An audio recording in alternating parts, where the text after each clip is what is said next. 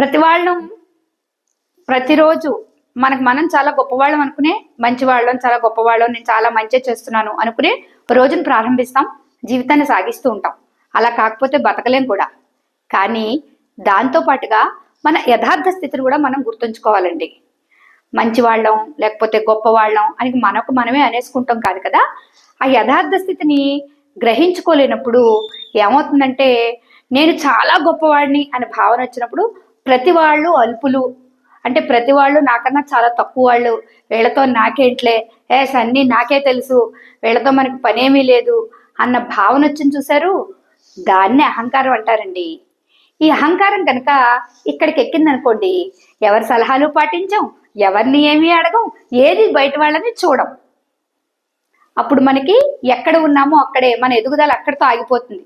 ఆ ఎదుగుదల మనిషిగా కావచ్చు, మన వ్యక్తిత్వంలో కావచ్చు, ఏ రూపంలోనైనా కావచ్చండి.